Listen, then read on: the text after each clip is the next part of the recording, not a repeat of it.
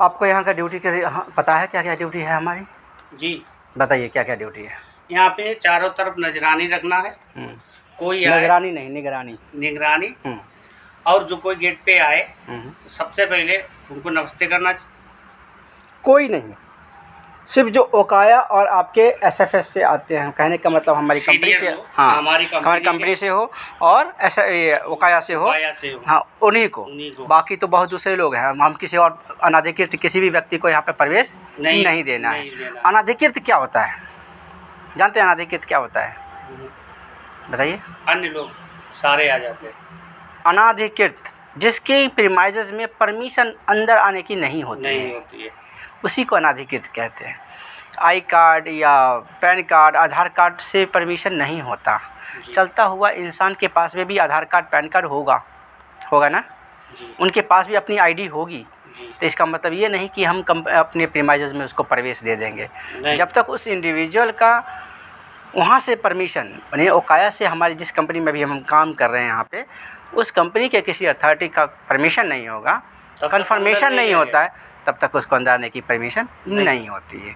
समझ गए जी? तो यही चीज़ है अधिकृत और अनाधिकृत। अनाधिकृत जिसका परमिशन नहीं है अनाधिकृत है, और जब परमिशन मिल जाता है तो वो बंदा अधिकृत हो जाता है जी। समझ गए? आगे बताइए और क्या क्या काम है हमारे, और क्या काम है यहाँ पे? यहाँ पर यहाँ पे राउंड लेना और नजरानी रखने, निगरानी। साइट के अंदर कोई प्रवेश ना हो, कोई घटना ना हो जाए।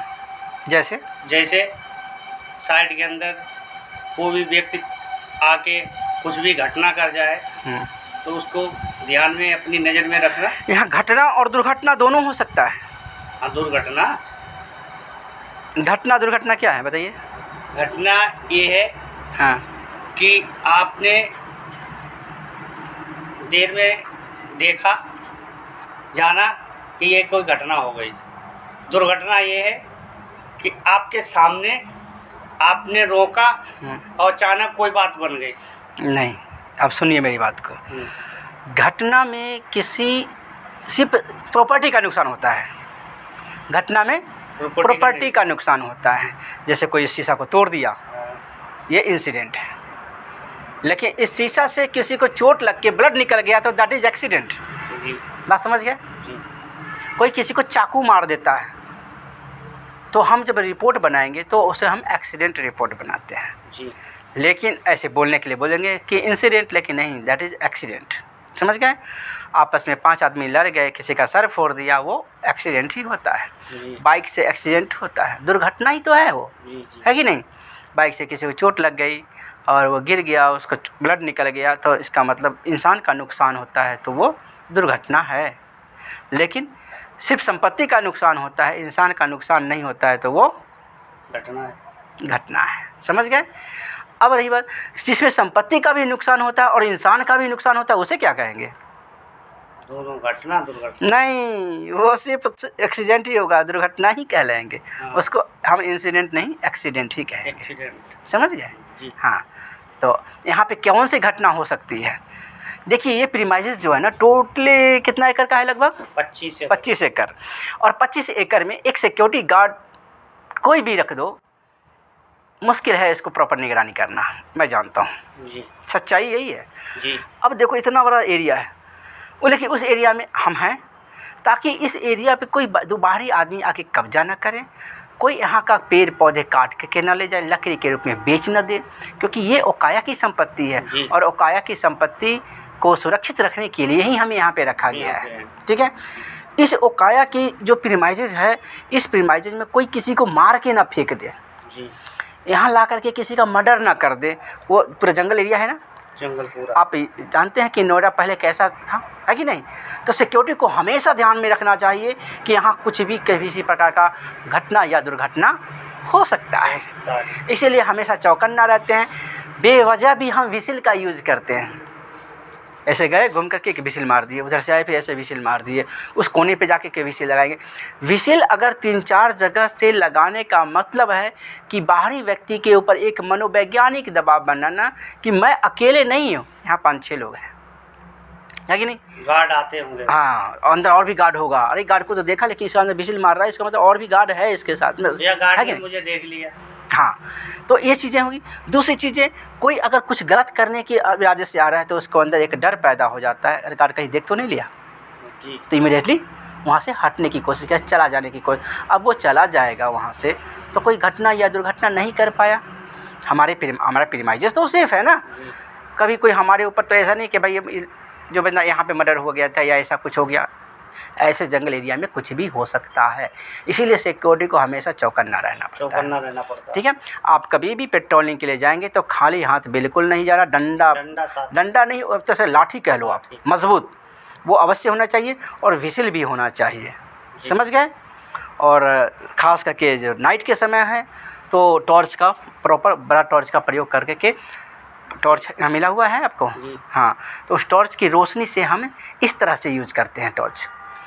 कभी भी सीने के सामने रख के टॉर्च को नहीं जलाया जाता, इस तरह से साइड से आप इस तरह से, ताकि लोगों को पता चले टॉर्च जल रहा है, इसका मतलब यहाँ पे लोग है। कभी यहाँ से जला दिए, कभी वहाँ जाके जलाएंगे, बात समझ रहे हैं? मतलब एक फोकस होना चाहिए जब टोटली लेंथ के अनुसार, एक स्काई की तरफ, ऊपर की तरफ भी, आसमान की तरफ भी होना चाहिए, ताकि बाहर से दिखता है, समझ गए?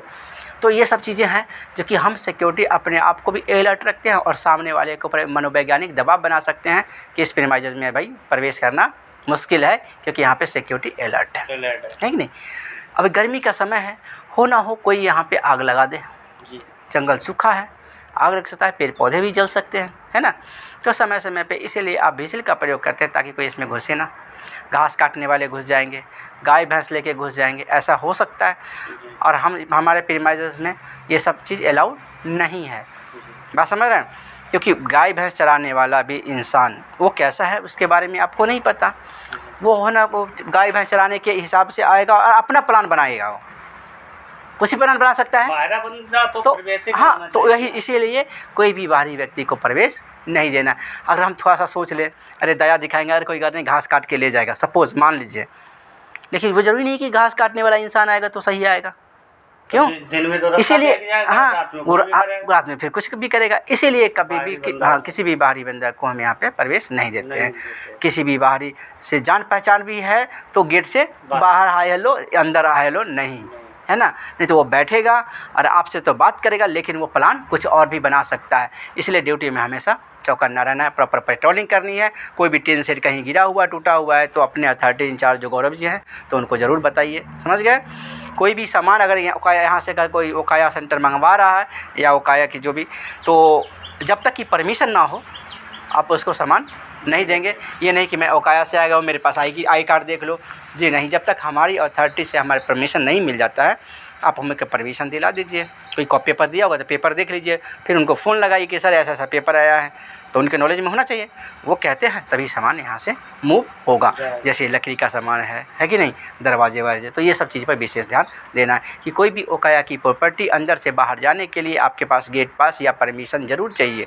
गेट पास क्या है? एक परमिशन है, एक आदेश है कि ये सामान को आप बाहर जाने दे सकते हैं, है ना? गेट से पास कर सकते हैं, गेट पास, समझे? तो इन बात का ध्यान रखना है। तो ये सब चीज़ें जो भी हम प्रीमाइजेस देखते हैं ना, खास करके देखिए हमारे निगरानी में तो है, लेकिन कुछ ऐसी जगह है जहाँ से मैं उधर की चीज़ नहीं दिख रही है, तो हमें और आगे बढ़ना पड़ेगा, है कि नहीं? और सपोज कुछ ऐसी जगह है जहाँ पे हम नहीं बढ़ सकते, वहाँ विजिल का यूज़ करते हैं। विजिल का यूज़ करने से सामने वाला अगर कोई होगा भी तो डर जाएगा और इसमें नहीं आएगा। खास करके इन बातों का विशेष ध्यान देना है, समझ गए? ड्यूटी में हमेशा एक्टिव रहना है, अलर्ट रहना है, कभी किसी से उलझना नहीं है कि गेट पे अगर कोई कुछ बोल दिया तो हम उलझ जाएं। हम अकेले हैं, बात समझ में आ रहा है? कोई सिक्योरिटी अगर अकेले है तो किसी को बताना भी नहीं है और हमें उलझना भी नहीं है जी। हाँ, तो इन बातों का भी विशेष ध्यान देना है। खास करके ध्यान रहे, अगर हमारे कोई अथॉरिटी वगैरह आते हैं